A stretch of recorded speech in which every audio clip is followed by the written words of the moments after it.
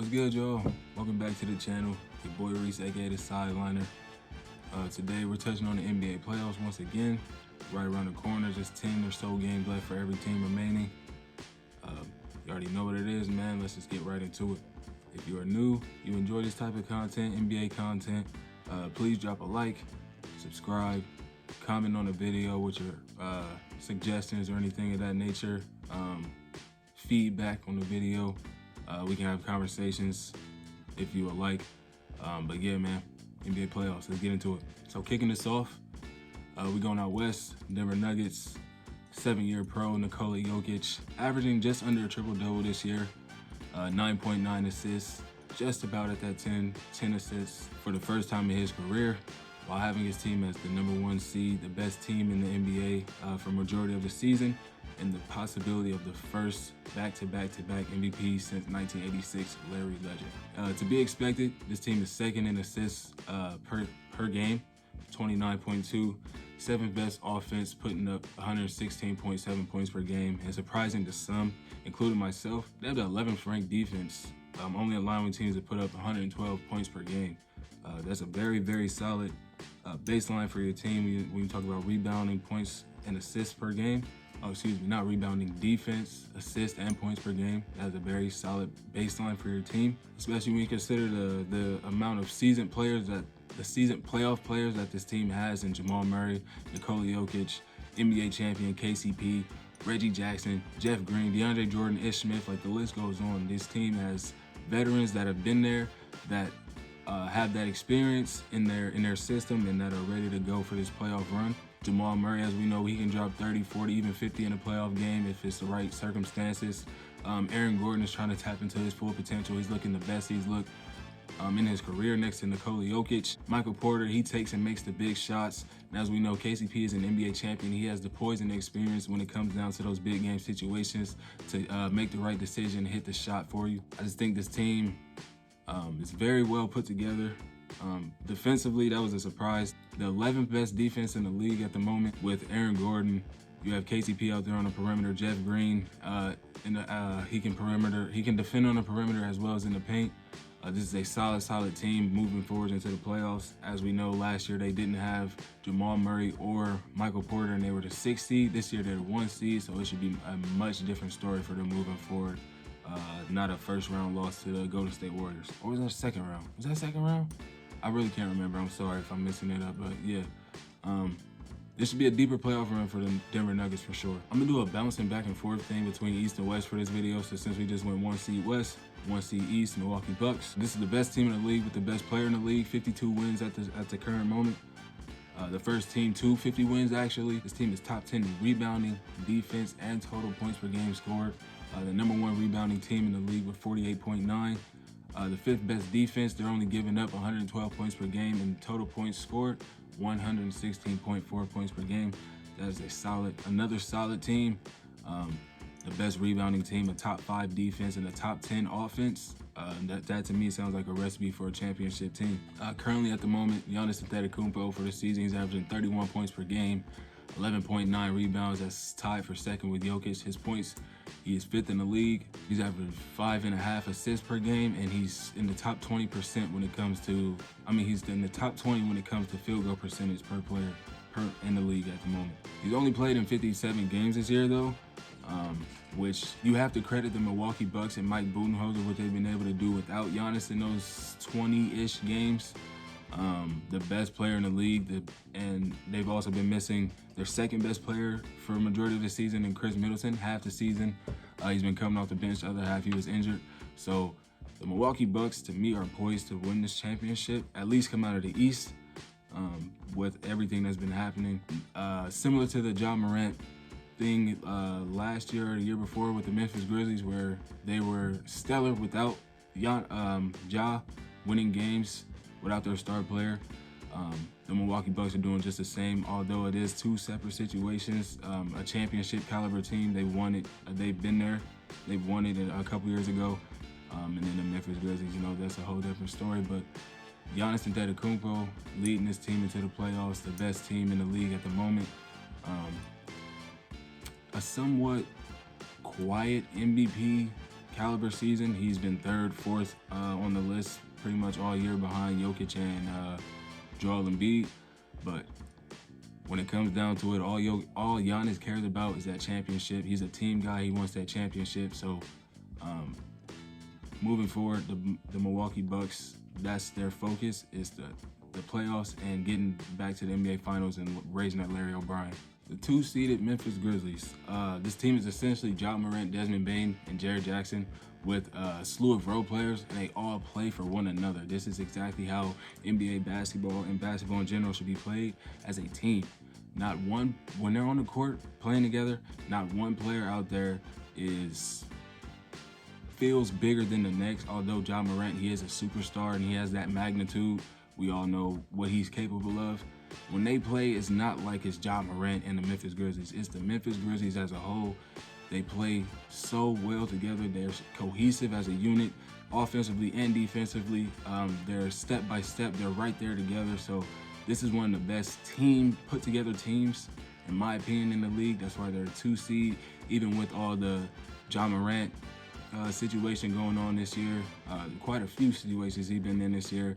And the NBA's very first WWE superstar in Dylan Brooks, all the fiasco and stuff he's been doing. Despite all of that, they are still the 2 seed in the West. How deep the West is, y'all know how deep the West is. For them to still be the 2 seed in the West, that says a lot for the team. This team is the 11th best assists per game team with 25.5. They're also top 10 in points, defense, and rebounding. Number 10 in points, averaging 116.2 points per game. The defense, anchored by Jaren Jackson, puts them at 8th in the league. And then they also hit the glass really, really hard, making them second, placing them at 2nd in the league, 46.8 rebounds per night. Steven Adams, rumored to miss at least another 4 weeks. And Brandon Clark just went down a few weeks ago, not with Achilles injury. So the front court is somewhat thinned out with just Jaren Jackson. You also have Roddy and Xavier Tillman, but the perimeter defense should still be solid and gritty enough with Bane, Brooks, and Ja Morant out there. So I feel like this team can still be a great team moving forward in the playoffs, even without their front court being as deep as it usually is. Boston Celtics, a very, very hungry team with years of continuity and experience together. They are top 7 in every statistical category across the board, 3rd in points per game, 7th in rebounds, assists, and defensive rating, or points allowed per game, opponent points per allowed per game. Tatum, of course, he was having an MVP caliber season for majority of the year.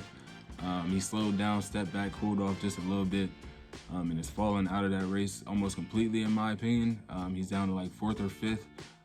But if you're not in top 2 at this point, you're not really in the race. But he's averaging 30.1 points per game, which is puts him at 6th in the league. A career high 8.9 rebounds per game and 4.7 assists. Is also a career high for Jason Tatum. Jaylen Brown's been playing outstanding. Outside of the broken face situation that happened, Jaylen Brown has been amazing for the Celtics this year. Malcolm Brogdon has stepped it up a little bit. Derek White has been surprising. Even with them missing Robert Williams for a majority of the season, at the beginning of the season, the defense was still middle of the pack, and now they're a top 7 defense with Robert Williams. He's missing time once more. He missed a little bit of time a couple weeks ago, but they still were able to stay afloat. Moving forward with Time Lord, Marcus Smart, Derek White, Malcolm Brogdon, these perimeter defenders, Jason Tatum, Jaylen Brown. Al Horford can defend down low in the paint as well when he needs to. Boston Celtics are probably right there with the Milwaukee Bucks when it comes to the best team in the East. Maybe not probably, they are. Although the 76ers have been doing their thing the past few weeks, the Boston Celtics were the 1 seed majority of the season, and that was majority of that was due to their continuity and interim head coach turned head coach. He was an assistant coach, Joe Mazzulla, staying with the structure but elevating it to an extent and having them as the best Eastern Conference team for most of the season. After last year with Ime, the first half was atrocious. They were just under 500, turned it around with that second half. This season, they were the 1 seed for the first half of the season.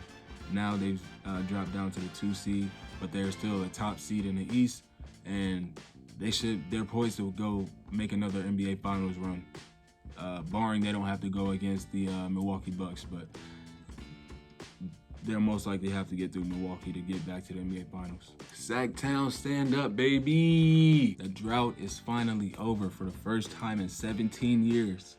6,166 days, the Sacramento Kings will finally be back in the NBA playoffs. The Sacramento King fans have a postseason to be happy and excited about. Finally, this is the #1 offense when it comes to scoring per game. The #1 offense, the Sacramento Kings. That's crazy to be saying, bro. The Sacramento Kings putting up 120.9 points per night, while also having the 3rd highest assists per game. Like this season, I mean, we kind of expected it, the Sabonis and De'Aaron Fox tandem to work out, but to this magnitude, bro, they were the 2 seed just last week. Like this is insane, man. Like, I'm so happy for the Sacramento Kings, if you can't tell by the smile on my face. I've been a De'Aaron Fox fan since he came into the league, bro. Kentucky Wildcats, you feel me? That's my team. I've always rooted for anybody who went to Kentucky. Anthony Davis, his name, was it Willie Cauley-Stein? We had Malik Monk, De'Aaron Fox, Jamal Murray. All these guys come out of Kentucky, bro, that I've just been a fan of, so it makes me a fan of their team. But yeah, where was I going with that? Yeah, the Sacramento Kings, man. Excited for their postseason opportunity, especially with them being the 3 seed. They don't have to go against a team that is better than them, or a team that you just feel like they don't match up against, because they match up pretty well against almost any team in the league at this point. Their only problem, their biggest downfall, is their defense. They give up just about as many points a night as they score. So the games are always right there, neck and neck, very close. We saw the game that they had against the Los Angeles Clippers. What was that? Triple overtime, double overtime, triple overtime. The game went to 176 to 175, something like that. Like, that was a crazy game. But they had to go to double overtime to decide this game, because the team couldn't pull away offensively, and then their defense just couldn't match up. Their defense couldn't stop anything. So that is something to look at moving forward for them into the playoffs. But with their offensive firepower, they also have the clutchest player in the league at the moment, swipe of De'Aaron Fox. I don't know, man. I don't know. Like, how much does that really matter when you do have a clutch player in De'Aaron Fox? Sabonis, his IQ is off the charts. He's similar to Jokic when it comes to passing. Scoring, rebounding. He's a poor man's Jokic. I hate using that term, but he's obviously not MVP caliber, but he's not bottom of the barrel either. But yeah, man, this is another team where no one player feels bigger than the next when they play on the court. This is a team that plays for each other the way that basketball should be played and displayed to our youth.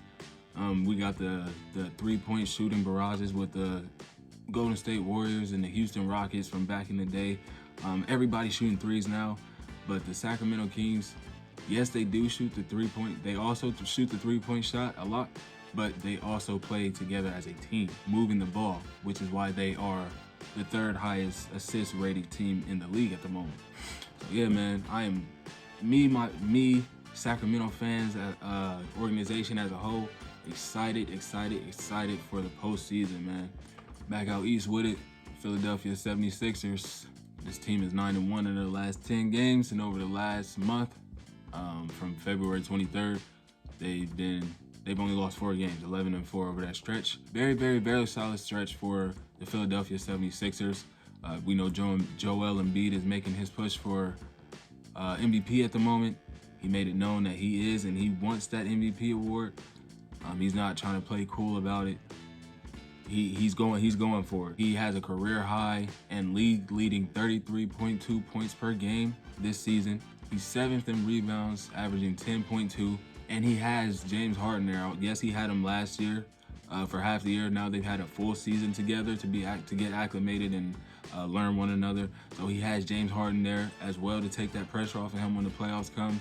As we know, neither one of them are really proven playoff players. They both have choked, so to speak, when it comes to the playoffs and their success. But you also have Tyrese Maxey there that can fill it up. You bring in PJ Tucker for his grittiness. D'Anthony Melton, Shake Milton, these guys can knock the ball down with the best of them. So this is a different Clippers team. Tobias Harris has been looking pretty solid the past month or so. This Clippers, whoa. This is a different Sixers team. Did I say Clippers or Sixers? This is a different team from last year, so their playoff success should correlate to their regular season success. They're a great defensive team. They allowed the third least amount of points per game at 110.2 points per night. Opponents points scored per game. They're middle of the pack at 14 when it comes to points per game scored themselves and assists, but they're the third worst rebounding team in the league. 41 rebounds per game. Some nights, especially if you're into sports betting, you know Joel Embiid, some nights he'll only grab 7 rebounds. He's blown a lot of my parlays with his rebounding inconsistencies. But yeah, one of the worst rebounding teams in the league. Their real only rebounder is Joel Embiid, and if he's not having a dominant rebounding game, 12 plus rebounds a game, you're going to be at that bottom of the pack spot. Their poor rebounding shouldn't hurt them as much in the first round, seeing how Brooklyn is currently the 6th seed, but they could easily be overtaken by Miami, who's the 7th seed at the moment. If that does happen, which is most likely is to happen, Brooklyn and Miami are tied at the moment, 13 games back from Milwaukee. Then Philly should be worried. When you have Bam Adebayo, Jimmy Butler, Kevin Love, and Gabe Vincent, or a couple of these guys that can come off the bench and sneakily get you 6 to 8 rebounds a game, that changes the entire series for Philly. And they should be worried if that does happen. It could be a first round exit if the rebounding does play that big a part in the series. If their offense can't carry them like it should and their defense doesn't show up, rebounding will play a major part in that first round series for the Philadelphia 76ers, and it's something that they should really be trying to hone in on as a team. Phoenix Suns, man. Phoenix Suns, what can I say? Probably the scariest team coming out of the West. Off the simple fact that they added Kevin Durant a couple months ago. They currently allow the 4th lowest opponent's point per game scored in the league at 111.8. They also have the 4th highest assist per game average at 27.1, and just out of the top 10 in rebounds, number 11 with 44 rebounds per game. Their scoring numbers, offensive scoring numbers, are somewhat skewed when you consider the fact that Book missed so much time and then that Kevin Durant has only played 8 to 10 games for the Phoenix Suns. They are 18th right now in the league.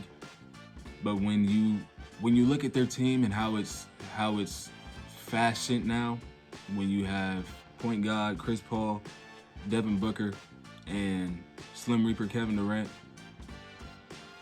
Devin Booker and Kevin Durant alone can go out there and get you 80 points combined. Like, that right there is an offense combined.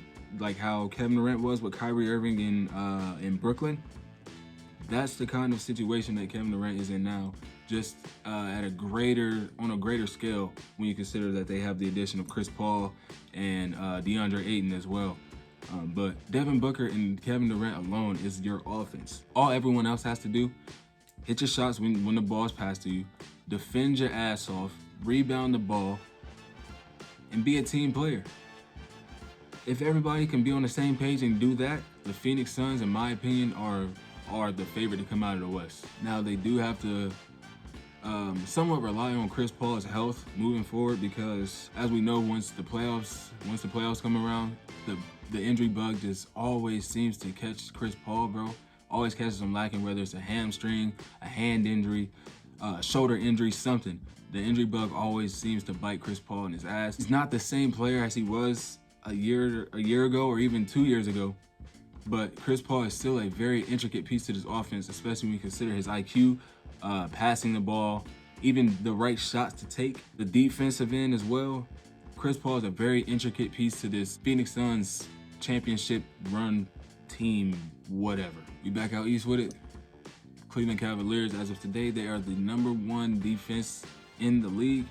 allowing the least amount of points scored per game, 106.6. When you have Jared Allen and Evan Mobley in your front court, that is a very dangerous and perfectly suited backcourt for the playoffs, especially when you have 6'1", 6'2" guards in Garland and Donovan Mitchell. Whatever mistakes they make, somebody blow past them, anything, you have those two towers down there waiting to just send the shot away with force. They're not playing around when it comes to rejecting the ball. I love the fact that they are the #1 defense. It really shows the improvement that they made. Also, Isaac Okoro really locking in this year, improving him, working on his game and improving not only on the defensive end, but offensively as well. But as good as their defensive been, their offense has been just absolutely lackluster. They're in the bottom third when it comes to points per game scored, with 112.2 points a night, as well as rebounds. They only average 41.3 rebounds per game.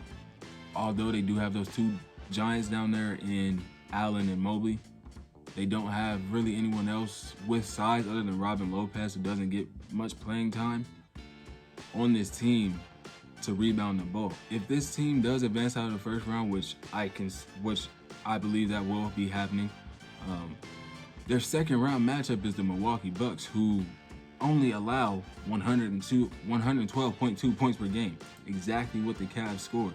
So, in my opinion, that number for they're either going to hit that number, 112, just about per game, or they're going to drop 12 points to like 100 points per game. And the Milwaukee Bucks has that upper hand on them, and it's going to be a 5-game series in that second round. But that's a little bit too far ahead. But I'm just thinking, like, if we're really considering the Cavs as a team that can make a deep run in the playoffs, you got to think ahead to the second round. And when you consider that they don't score a lot of points or rebound the ball very well, and the Milwaukee Bucks, who most likely will be, who will be in that second round waiting for them, they do both of those things extremely well. We might be packing it up for the Cavs, man. They have to have everything has to go right for the Cavs if they want to make the Eastern Conference Finals for the first time without LeBron James. I mean, as we've seen in Utah, Donovan Mitchell's offensive bag alone can win you a series. Then when you add Darius Garland, his IQ, his offensive power, behind that, Allen and Mobley down low, who defend just as well, if not better, than Rudy Gobert. This is a team poised to make a deep run. But like I said, they don't score a lot of points and they don't rebound the ball very well. Although they are the #1 defense. So who knows, man? It could go either way with the Cavs. But I'm here for it. Back out west, one of the Los Angeles teams are somewhat cemented into the playoffs. Let me take that back. They're not cemented. The Western Conference is so close and crazy right now that the 10-seeded Lakers are just 2 games back from the 6-seeded Golden State Warriors. So anything can happen. Anything can happen over this last 10 games. But as of right now, Los Angeles Clippers are at that 5th seed. Puts them in position to make the NBA playoffs this year. A couple nights ago, a terrible and unfortunate injury to Paul George. Get well soon, PG. With that taking place, I just don't have very much hope for this team moving forward at all. There's a questionable timetable for Paul George's return. If you saw the injury, man, then you know that don't look good. But their matchup would be either Phoenix or Sacramento, depending on if they stay where they are at the 5th seed, they would play the 4th seed, Phoenix Suns, or if they drop to the 6th seed, they could end up playing Sacramento. Or if they even fall to the 7-8 play-in territory, they have to face one of the top teams in the West. So with that being said, I don't have hope. I don't have hope for the Los Angeles Clippers in the playoffs. I don't. The lineups and rotations aren't very cohesive, especially since the trade deadline. I give Tyronn Lue his credit for being an amazing coach over the past 5-6 years. But really since his 2016 NBA championship, that was that long ago. Anyway, Ty Lue, I give him his credit for being a great coach, but when it comes down to this season, I don't know, man. It might be some front office things going on. some behind the scenes stuff with the players going on. I don't know. He might have some problems going on at home. I don't know. But Tyronn Lue as a coach he's been awful this year, to say the least. Down the stretch, lineups have not been making sense. Russell Westbrook is sitting out in the fourth quarter to close out games. Like, I get it. He is a liability when it comes to shooting the ball, three-point shooting, free throw shooting, whatever. But he's Russell Westbrook, bro. There's no way he should be sitting the bench. Like, this is the exact reason he left the Lakers. This is the exact reason he wanted to get out of the Lakers. And just for y'all to be kind of doing the same thing, at least when he first got there, he was trying to figure stuff out. But for y'all to do the same thing, like, it didn't make sense to me, man. So in my notes, I have their season summarized as another season of too much load management, unfortunate injuries, and mediocre role players. New York, New York, yeah. New York back in the playoffs for just the third time in the last decade, since 2013. When they did make it in 2013, it was a first round exit. They won in the first round, lost in the second round. When they made it in 2021, a couple years ago, they lost in the first round. So, like I said, I can see the Cavs advancing. As far as the Eastern Conference go, 1 through 5 is pretty much locked up. Only thing that will change possibly is Boston and Philly switching places 2 and 3. But 4 and 5 is as locked as they can get right now. And like I said, with the Cavs being as good as they are defensively, and the New York Knicks are not really having an offensive superstar with that firepower to carry them to win them a series, I got the Cavs. I got the Cavs knocking them out the playoffs in the first round again. The Knicks are the second worst, putting them at 29th in the league when it comes to assists per game, 22.4 assists. They are the third best rebounding team, averaging 46.8 rebounds per night, which is very, very great and surprising to me. But Julius Randle been doing his thing. Mitchell Robinson been doing his thing. When it comes to the defensive end, they only allow 112.8 points per game, which is only 0.6 more than what the Cleveland Cavaliers score a night. So, like I said in my previous video, this one could even go 7, bro. Like, that series could go 7. It could be a dogfight just because they match up so well. Even though Cleveland obviously has the upper hand with Donovan Mitchell and Darius Garland. One is a superstar and the other is an all-star. But they match up so well on paper, bro. So that could go 7, especially considering that where they are statistically as in team categories. They also out-rebound Cleveland on an average of 5.5 rebounds per game. So man, I can't wait for the playoffs, man. I can't wait. Jalen Brunson made his bag based off his playoff performance that he had down in Dallas next to Luka.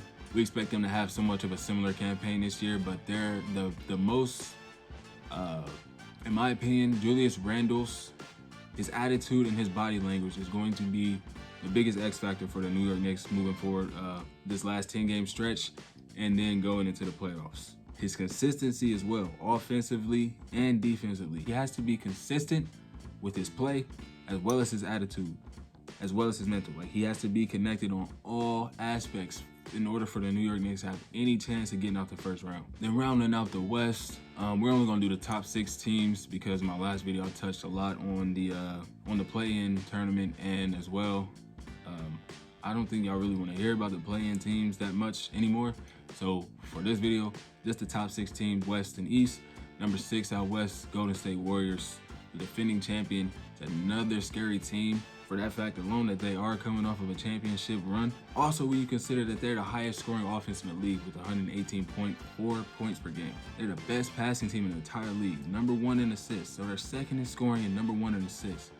That formula is ridiculous. They're poised, they're setting themselves up offensively anyways to make another run. They're also the 9th best rebounding team, averaging 44.2 rebounds a night. The worst characteristics, I do know this about the Warriors though that I've been watching this year. The worst characteristic about this team, they are abysmal when it comes to stopping teams from putting that ball in the basket. They went from a top 2 defense in their finals run last year. They have plummeted all the way down to 25. They're the 25th worst defense in the league right now. Or Yeah, 25th worst defense in the league at this moment. The team like the Sacramento Kings, like the Miami Heat, that give up nearly just as many points as they're scoring per night. That is they're offensively they're setting themselves up, yes, but defensively, terrible. There's no way you can win. There's no like that's gonna be a tough ass series if you think you about to be winning by 2 every night. 2-3 points a night? No, bro. That's not how it goes. You got to step up on the defensive end, and seeing how their defense is so bad. I don't know, especially when you consider the biggest elephant in the room when it comes to the Warriors. They're 9-29 on the road, the fourth worst road record in the entire league. A team, like I said, that we all know is coming off of an NBA championship run. They raised that Larry O.B. last year. They are 25th on defense, and they cannot win a game on the road. 9-29. This is a team that is known for winning at least one game in a playoff series on the road. So if I was a Golden State fan, if I was in an organization, I'd be worried about our road success moving forward, and I would try to. I'm trying to lock in, man. I don't know what it is. I do not know what it is, because it's not like Steph Curry has been out for 38 games, all road games. No, Steph Curry has been there. Klay Thompson's been there. Jordan Poole's been there. Draymond has been there. Yes, Curry did have a couple of injuries that did keep him out, so I can see why they're the 6th seed. But for them to be this terrible on the road, it's unlike them. It's uncharacteristic, and I'm hoping the best for them moving forward. I do like the Golden State Warriors as an organization, but they got to get it together on the defensive end, or this is going to be a disappointing season for them. And last but not least, the Miami Heat, 6th seed out east. This is a team that I have been kind of tapping into the past week or so, past couple weeks. For this one player specifically, Jimmy Butler, he has been locked the hell in for the past 8 or 9 games. Trying to tap into playoff Jimmy and get his team into an actual series and not be in that playoff play-in tournament room where they just were last week. So kudos to him. But this is quite literally the worst offense in the entire league. They're 30th. They're ranked 30th when it comes to points scored per night at just 109.3 points per game. And they're the fourth worst rebounding team in the league with 40.8 rebounds a game. Now, the Miami Heat culture showed up on the defensive end this year, giving them the 2nd best defensive rating or opponent points allowed per game thus far, giving up only 0.4 more points a game than they score themselves. They give up more points than they score themselves. Think about that. The Miami Heat, a 6th seed, give up 0.4 more points than they can score a night. I know it's 0.4 and a basket is 1 point, but that 0.4 over 4, 5, 6, 7 games, that's about 4 or 5 points right there. So, first round exit, Miami Heat. Although, like I said, Jimmy has been locked in. Bam, he can do his thing. Tyler Hero can light it up when he wants to. It's a first round exit for the Miami Heat, man. Unfortunately, they got to do some retooling, man. They have to. If they don't do some retooling going into this offseason, Jimmy Butler needs to request a trade. Jimmy Butler wants to win, bro, and you can see it from the bubble run he had in 2020, last year's playoffs. 2021, he was off. But you can see in Jimmy Butler's heart, in his face, in his mind, and his body language, he wants to win, bro. And unfortunately, that may not ever happen in Miami. NBA playoffs, right around the corner. 10 games left, just about 10 games left for every team, bro. As you know, I'm your boy Reese, aka the Sideliner. I can't wait, bro. Go ahead and subscribe if you're new. Drop a like if you liked it, bro. I really appreciate the feedback y'all give me in the comments. I want to have basketball conversations, man. And I'm also, pretty soon, I'm looking to start not really a basketball podcast. Yeah, let's say I'm looking to start a podcast pretty soon, man. And I'm looking for some people that have great basketball minds that we align on the same stratosphere when it comes to talking ball, bro. So if you're interested, please let me know. It won't be for a couple months. I'm not even gonna lie, bro. But just throwing that out there just to get that on y'all's mind. But yeah, bro. Reach the sideliner, man. I'm out.